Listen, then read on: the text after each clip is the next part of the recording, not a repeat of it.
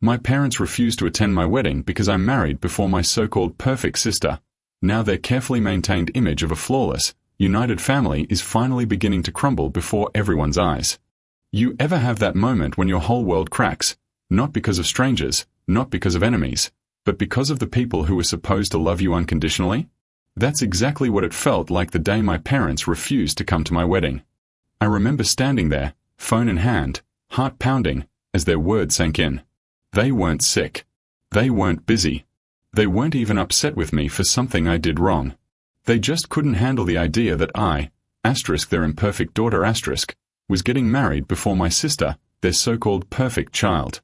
It felt unreal, like I was being punished for daring to live my life on my own timeline. I wasn't even angry at first. I was numb. The kind of numb that makes your body heavy and your thoughts blurry. Because how do you process the fact that your parents care more about what other people think than about being there for you on one of the most important days of your life? Growing up, I always knew I wasn't their favorite. I saw it in the way they smiled brighter for her, bragged louder for her, and made excuses for her mistakes while holding me to impossible standards. But even after years of being compared and overlooked, I never imagined it would go this far. I thought, deep down, when it came to something as meaningful as my wedding day, they would show up. That love would finally outweigh appearances. But I was wrong. So painfully wrong. That was the moment something inside me broke, not just my heart, but the illusion that I still mattered to them in the way a daughter should. And as much as it hurt, that betrayal would become the turning point that changed everything. My parents always loved to play the part of the perfect family. You know the type, matching clothes for family photos, polite smiles at every gathering, and long-rehearsed stories about how blessed they were to have two beautiful, talented daughters. On the outside, we looked like something straight out of a magazine, polished, graceful, enviable. But behind those perfectly framed smiles was a silent, suffocating truth. I was never really part of that picture. Not the way my sister was. She was the golden child, the one who could do no wrong, the one who seemed to shine even when she barely tried. My parents adored her. They bragged about her grades, her friends, her looks, her charm. And when people complimented me, they would quickly redirect the conversation back to her. Yes, but wait till you hear what her sister did. It became a pattern so normal, I stopped expecting anything different. Family dinners always revolved around her achievements. Every conversation, every plan, every dream seemed to orbit her. I was just there, present, but invisible. I tried to make them proud, studied hard, stayed out of trouble, smiled through every comparison, but no matter what I did, it was never enough. My mom once told me, "You should learn from your sister, she just has a way with people." And I remember thinking, maybe I just wasn't born with whatever way she had. The worst part was how convincing the illusion was. Everyone believed we were this picture-perfect family, full of harmony and love. And I played my part because I didn't want to be the one to shatter it. But deep inside, I knew that perfection came at a cost. My voice, my worth, and the quiet ache of always being the forgotten one. If she got an A, my parents acted like she had cured a disease. If I got an A, it was met with a simple nod or a reminder that your sister did it first. It wasn't just about grades, it was everything. When she dressed up, my mom would gush about how elegant and mature she looked. When I wore the same thing, I was told to try harder or fix my posture. It felt like I was living in her shadow, breathing her leftover praise. Every little achievement of mine was filtered through a silent comparison, as if my worth could only be measured by how close I came to matching her. Over time, I stopped celebrating my own wins because I knew they wouldn't mean anything at home. Birthdays were the worst. Her parties were huge, decorations, music, family everywhere. Mine were quieter, almost like an afterthought. I remember one year, she got a new phone, and I got a "be patient, maybe next time." I told myself it didn't matter, that I was stronger for not needing validation. But deep down, it did matter. It mattered more than I wanted to admit. I craved their pride like air, but no matter what I did, it was never enough to make them look at me the way they looked at her. The irony is, I didn't even hate her. How could I? She didn't ask to be the favorite. She just played the role they gave her, sweet, perfect, untouchable. But being compared to perfection every single day eats away at you. It turns every moment into a competition you never agreed to join. And as the years passed, That invisible wall between us grew thicker, built from all the moments I was reminded that I would never be her, and never be enough. Then one day, everything changed. I met him. The man who would later become my husband. It wasn't some dramatic movie moment.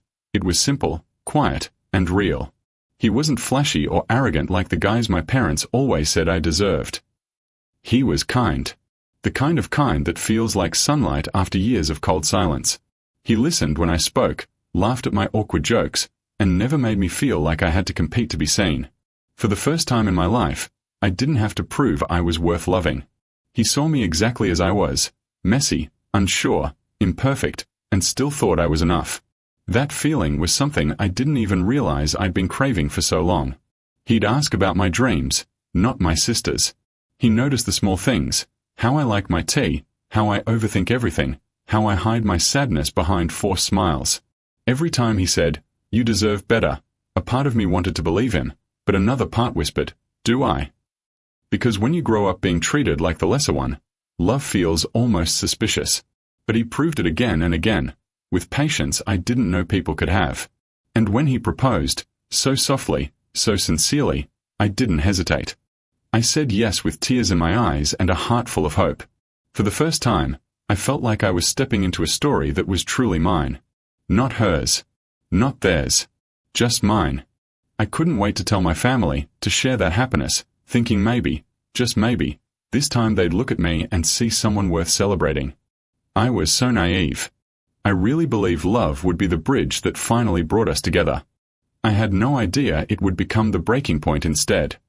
I still remember the night I told my parents about my engagement. We were sitting at the dinner table, everything perfectly set as usual. My mom's spotless dishes, my dad scrolling through his phone, my sister chatting about some work thing that everyone pretended to care about. I waited for the right moment, nervous but excited, my heart pounding in my chest. When I finally said the words, "I'm engaged," I expected surprise, maybe even joy. Instead, everything froze. My mom's fork stopped midair, my dad looked up slowly, and for a second, the silence was so heavy I could hear the clock ticking on the wall. Then my mom asked, "Wait, before your sister?" I laughed nervously, thinking she was joking, but her face was dead serious. My dad set his phone down and said, "That's not appropriate. What will people say?" My stomach dropped. They weren't shocked that I was getting married. They were offended that I dared to do it before the family's golden child. My sister looked up from her plate with this tiny smirk that made my chest tighten. "Well," she said softly, "I guess you couldn't wait your turn." That sentence cut deeper than anything else. I had spent my whole life waiting to be seen, to be accepted, to be enough. And now, even the moment that should have been mine was being treated like an act of rebellion. My parents didn't ask about my fiancé, didn't congratulate me, didn't even smile. The only thing they cared about was how my happiness might affect their image. I left that dinner feeling smaller than ever. That night, I lay in bed wondering how love, something so pure, could suddenly feel like a crime in my own family's eyes. That night after dinner, I kept replaying their words in my head. "It's not right. People will talk. You should wait for your sister." It sounded so ridiculous, yet so painfully familiar. My parents had always cared more about appearances than emotions, and this was just another reminder of that twisted priority. They didn't see my engagement as a beautiful moment or a step forward in my life. They saw it as a stain on their perfect little family order. My mom even called me the next morning to explain that she wasn't angry, just disappointed that I hadn't considered how it would look. Apparently, my happiness needed to wait until my sister's timeline was complete.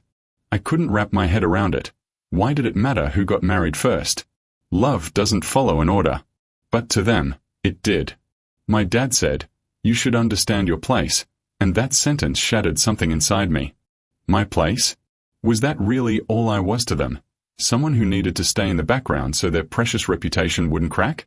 My sister didn't help either. She played the victim, acting like my decision was selfish, that I'd somehow humiliated her by saying yes before she got her chance. The irony was, she wasn't even engaged. There was no fiancé waiting, no wedding on the horizon. But none of that mattered. In my parents' eyes, I had broken an unspoken rule, a sacred hierarchy they'd built around her perfection. That's when it finally hit me. No matter what I did, I would always be the one who should have waited, the one who should have known better. I wasn't just fighting for love anymore. I was fighting for the right to live my own life without their approval hanging over my every decision. When I told my sister about my engagement, I thought maybe, just maybe, she'd surprise me. Maybe she'd be happy for me, defend me, or at least pretend to care. But the look on her face said it all before she even opened her mouth. That smug little smile, the tilt of her head, it was like she'd been waiting for this moment, waiting for me to step out of line so she could remind me where I belonged. She didn't scream or cry. She just sighed and said, "You really couldn't wait, could you? You always have to make things about you." I was stunned. I wanted to laugh, but my throat was too tight. I asked her, "Why does it matter so much who gets married first? I didn't do this to hurt you." And she just shrugged and said, "It's not about me, it's about how it looks." Those words hit like a punch. How it looks. That's all it ever was with her. Image, reputation, perfection. I realized then that she wasn't mad because I was getting married. She was mad because I dared to step into her spotlight. I'd lived my whole life in her shadow, quietly accepting my role as the background character in her story. But this time, I had something she didn't, a love that was real, and a choice that was mine. The way she looked at me that day made me understand something deeper. She didn't just see me as her sister, she saw me as competition. And the saddest part? I had never been competing. I had always admired her, loved her, wanted her approval. But standing there, hearing the bitterness in her voice, I finally understood that she would never see me as anything but the threat to her perfect image. Despite the tension, I went ahead with planning my wedding. I told myself I wasn't going to let their disapproval steal something so pure and meaningful from me. My fiancé and I decided to keep things simple. Nothing grand, nothing flashy, just a small ceremony filled with people who genuinely cared about us. We chose an outdoor venue with soft lights, flowers, and music that made my heart feel calm. For once, I was doing something that felt like asterisk me star. But even as I picked out the dress, tasted the cake, and finalized the guest list, a quiet ache followed me everywhere. I kept wondering if my parents would change their minds. Maybe they just needed time to process. Maybe they'd realize how absurd it was to skip their own daughter's wedding over a made-up rule. So I sent the invitations anyway. I addressed one to my parents and another to my sister, carefully writing their names with shaky hands. I told myself it was an act of hope, not desperation. But as days passed, then weeks, no one replied. My mom didn't call, my dad didn't text, and my sister stayed silent. Every time my phone buzzed, I hoped it was them, but it never was. My fiancé tried to comfort me, telling me that I didn't owe them my peace, that our day would still be beautiful without them. And part of me believed him. But another part, the little girl who used to wait for her parents' approval, was quietly breaking. I wanted them there not for appearance, but for love. I wanted to walk down that aisle knowing my family was proud of me. Instead, it felt like I was walking away from them completely, choosing love over loyalty to an illusion that never truly included me. A week before the wedding, I got the call I'd been dreading and hoping for at the same time. My mom's name flashed on the screen, and my heart jumped. For a second, I thought maybe they'd changed their minds.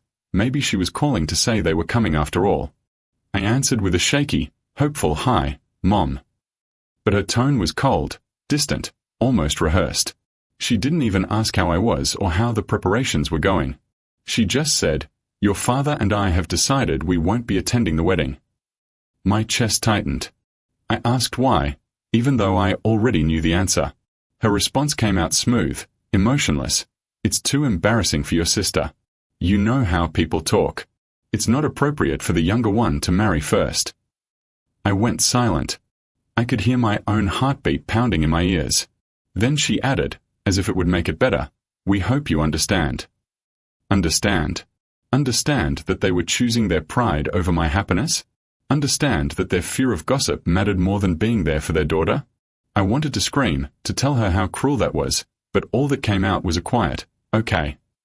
My voice cracked on that single word.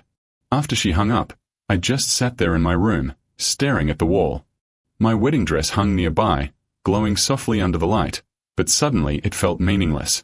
I cried until my eyes burned, until I couldn't feel anything anymore. It wasn't just about them missing my wedding. It was about realizing they'd rather protect an image than share my joy. That night, Something inside me died, but another part of me, the part that had been waiting for their approval, finally started to let go. The morning of my wedding, I woke up before sunrise. For a moment, lying there in the quiet, I almost forgot everything that had happened. The world outside was calm, the lights soft and golden, and for a fleeting second, I felt peace. But then the weight of reality settled back in. My parents weren't coming. They'd chosen their pride over me. I sat by the window, staring at the dress hanging nearby, and for a moment, I wondered if I should even go through with it. The thought of walking down that aisle without my family there made my chest ache. But then my phone buzzed. It was a message from my fiancé. "I can't wait to see you. No matter what, today is our day." And that one message changed everything. I realized this day wasn't about who wasn't there. It was about who was star. When I finally arrived at the venue, nerves and sadness mixed with a strange sense of calm. The music started, and as I walked down the aisle, I saw him, standing there, smiling at me like I was the only person in the world. In that moment, everything else faded.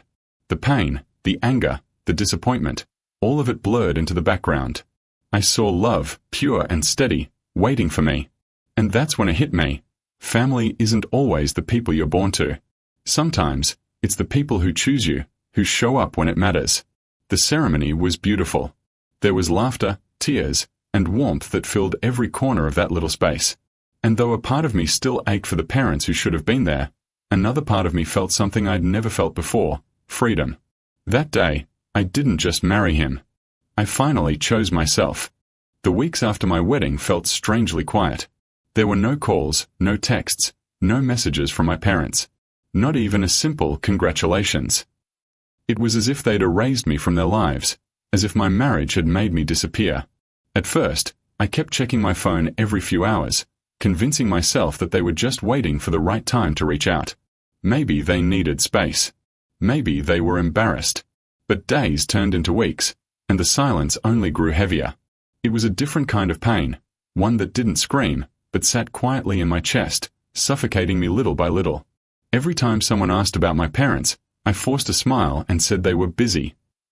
I couldn't bring myself to admit the truth, that they chose their image over me, and that I was no longer part of their perfect picture. My husband tried his best to comfort me.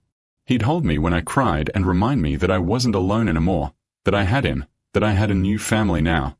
And I believed him, but some nights, I still broke down quietly, mourning the love I never really had. It wasn't even about wanting their approval anymore. It was about wanting to be seen, to be acknowledged as their daughter, as someone who mattered. But I started realizing something powerful during that silence. Their absence spoke louder than any words ever could. It showed me that their love was conditional, tied to their rules, their image, their need for control. I was done chasing it. For the first time, I began to accept that I didn't lose them. They lost me. And though it hurt, there was peace in knowing I no longer had to beg for the love I deserved. Then one day, everything started to shift in a way I never expected. It began with a phone call from one of my aunts. She sounded hesitant, like she wasn't sure if she should even tell me. She said, "Did you hear about your sister?" My heart dropped. For a second, I thought something terrible had happened to her physically, but then my aunt explained, her engagement had fallen apart. Her fiancé's family had called it off, and apparently, it wasn't a quiet breakup. It had turned into a full-blown family scandal. They said my parents were too controlling, too proud, too obsessed with appearances. The same traits I had spent years being crushed under had finally turned on them. I didn't know how to feel. Part of me felt bad for my sister, but another part of me couldn't ignore the bitter irony. The family that had sacrificed me for their perfect image was now being exposed for the fraud it really was. The golden child shine was fading, and with it, the illusion of perfection my parents had spent decades building. Relatives started whispering, questioning how a family that always preached about values could fall apart so publicly. Suddenly, their pedestal didn't look so tall anymore. And though I didn't wish them pain, I couldn't help but feel a strange sense of justice. For so long, they made me feel small, unworthy, and invisible, all to maintain their spotless reputation. And now, that very reputation was crumbling in front of everyone. The perfect daughter. The flawless parents. The ideal family. It was all unraveling, thread by thread. And for the first time in years, I didn't feel like the broken one. I felt like the one who had survived their illusion, while they were finally being forced to face the truth. After the news about my sister's engagement spread, the atmosphere around my parents began to change completely. The same relatives who used to praise them endlessly for raising such perfect daughters suddenly went quiet. Some even started whispering behind their backs. I heard things like, "I guess they weren't as perfect as they made it seem," and pride always comes before the fall. For years, my parents had built their lives on reputation. Every gesture calculated, every word rehearsed, every family gathering turned into a performance of how flawless we supposedly were. But now the mask was slipping, and everyone could see the cracks. My mother stopped attending family events altogether. My father avoided calls. They were terrified of the judgment, the gossip, the same social noise they'd once worshipped. The irony was almost poetic. The people they had tried so hard to impress were now the same ones tearing down the image they'd protected for decades. I won't lie, part of me felt vindicated. After years of being made to feel like the problem, it was finally clear that I wasn't the broken one. They were. The truth was out in the open for everyone to see. The same perfect family they had flaunted to the world was now the center of scandal, and I didn't even have to say a word. It was strange, though. I didn't feel as happy as I thought I would. Watching their world crumble wasn't satisfying, it was sad. Because deep down, I had never wanted revenge. I had just wanted love. But I guess sometimes life teaches people lessons in ways you never could. And as I watched their perfect image collapse, I realized I was finally free from the weight of it. Their downfall wasn't mine to carry anymore. A few weeks after the whispers began, I got another call from my mother. I almost didn't answer. Part of me wanted to let it ring, to finally give her the silence she had always given me. But curiosity and old habits won, and I picked up. Her voice was different this time. No anger, no superiority, just something small and shaky, like a person trying to hold on to dignity that's already slipping away. She didn't ask how I was. She didn't apologize. Instead, she said, "Why are people saying you're the only one who found happiness?" I went quiet, stunned by the question. Not because of what she said, but because it revealed what really mattered to her, not my happiness itself, but how it looked to others. That's when something inside me snapped, quietly but firmly. I told her the truth. I said, maybe because I stopped living for your approval. Because I stopped pretending. There was silence on the other end, the kind of silence that says more than words ever could. For years, I'd craved her acknowledgement, begged for her affection without realizing it. But in that moment, I didn't need it anymore. I could hear her trying to find something to say, maybe to defend herself, but no words came out. Eventually, she just sighed and said, "You've changed." And I said softly, "No, Mom. I just stopped being scared of disappointing you." Then she hung up. I sat there staring at the phone, my heart pounding, realizing that this was the first real conversation we'd ever had. One where I wasn't a scared child, but someone who finally stood up for herself. It wasn't anger I felt afterward. It was peace, quiet and deep, like I had finally stepped out of a shadow I'd lived under my whole life. About a month after that last phone call, I got a message from my sister out of nowhere. Seeing her name light up my phone sent a wave of mixed emotions through me. Anger, sadness, confusion. We hadn't spoken since before my wedding, and part of me didn't even want to open it. But curiosity won. The message was short. It said, "I envy you. You chose love. I chose them." For a moment, I just stared at those words, reading them over and over until they blurred. My chest tightened. I didn't know whether to cry or feel relieved. I had spent years trying to be seen by her, to be acknowledged as more than just her shadow, and now here she was, admitting something I never thought she would. In that one sentence, all the bitterness, the competition, the comparisons, it suddenly made sense. She wasn't the villain I had built up in my head. She was just another person trapped in our parents' endless cycle of control and approval. The difference was, I had walked away, and she hadn't. I thought back to all the time she'd smirked when I was scolded, all the time she got praised while I faded into the background. Maybe those moments weren't just pride, they were survival.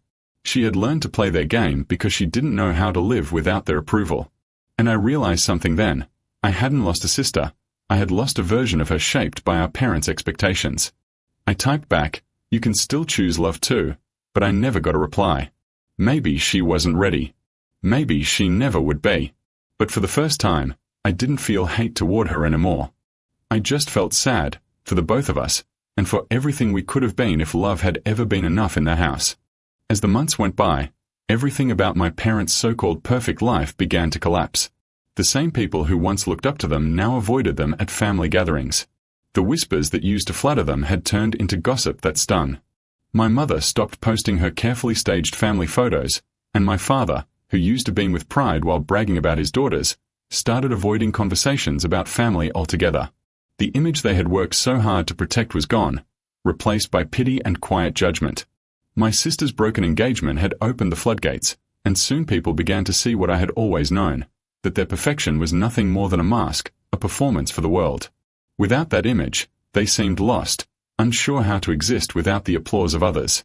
My mom, who once controlled every little detail of everyone's life, now stayed home most days, too ashamed to face people. My dad grew distant, quieter, like a man realizing too late that everything he'd valued was built on lies. And through it all, I stayed silent. I didn't gloat, I didn't reach out to say, "I told you so." I just watched from afar, feeling a strange mix of sadness and relief. Because while they were finally paying the price for their pride, I was rebuilding myself piece by piece. I had learned to find joy in simple things, quiet mornings with my husband, laughter without tension, peace without pretense. Their downfall wasn't something I celebrated, but it was something I understood. You can't build love on control and expect it to last. And as their so-called flawless world crumbled around them, I realized they were finally living the truth I had accepted long ago. Perfection is a cage, and it always breaks from the inside. One afternoon, while I was watering the plants on our balcony, my phone rang again. It was my father this time. His name flashing on the screen made my stomach twist.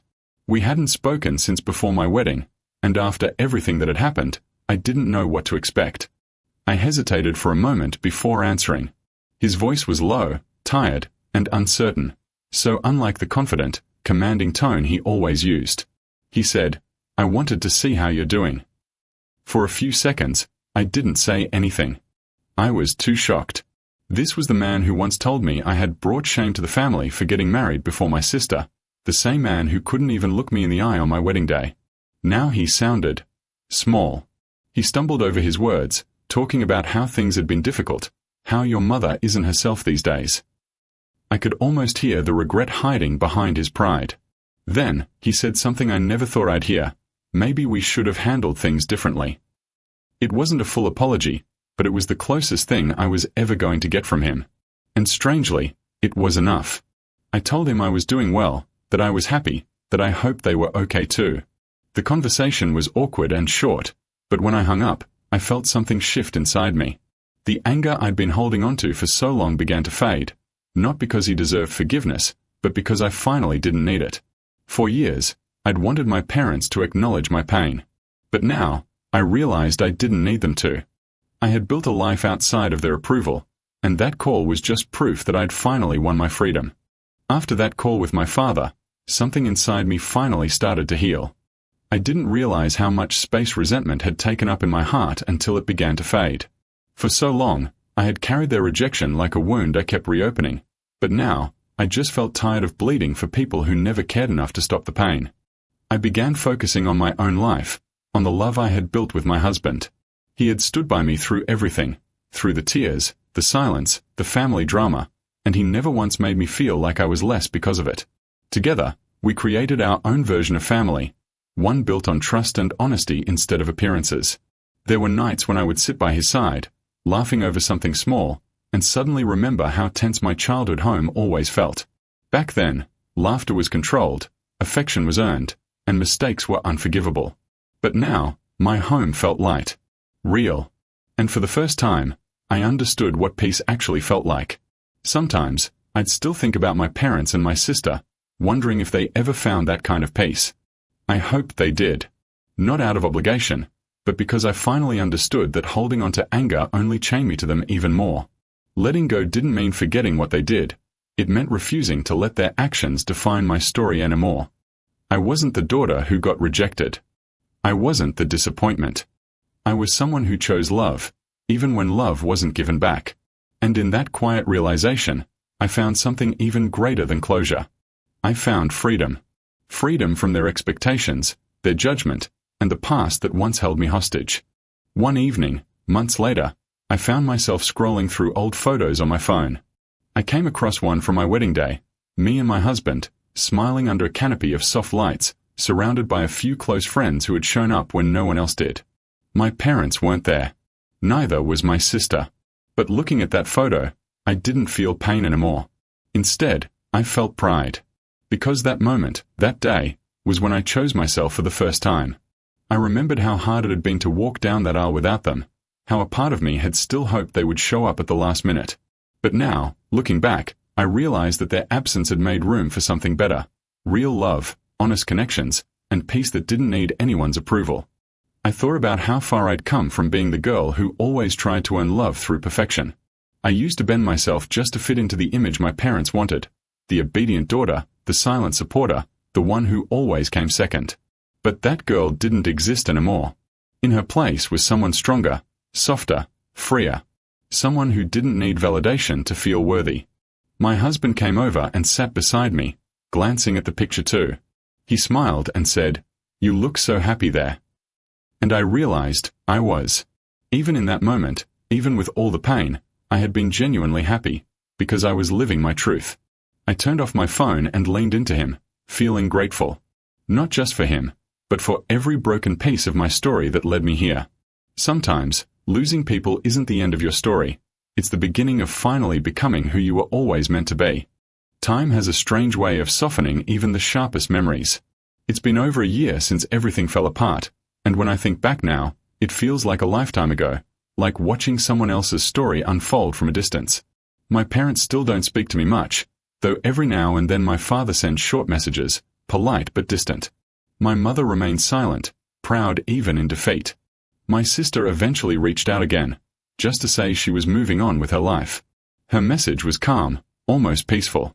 Maybe she finally found her own freedom too. And while the scars of the past haven't disappeared, they don't hurt the same way anymore. I used to think closure meant an apology, that healing required my family to admit they were wrong. But now I know closure isn't something they can give me, it's something I had to create for myself. It came quietly, not with grand gestures, but with acceptance. Acceptance that some people may never change, that some stories will never be tidy or fair, and that sometimes love can exist without reconciliation. When I look at my life now, the laughter in my home, the peace in my mornings, the strength in my heart, I realize I didn't lose a family. I gained myself. I learned that family isn't about blood or appearances. It's about who stands with you when everyone else walks away. And maybe, in the end, that's the real victory. Not revenge. Not vindication. Just peace. The kind of peace that comes when you finally stop chasing the love that was never meant for you and start nurturing the love that grows naturally, freely, without fear. I guess that's what freedom really is.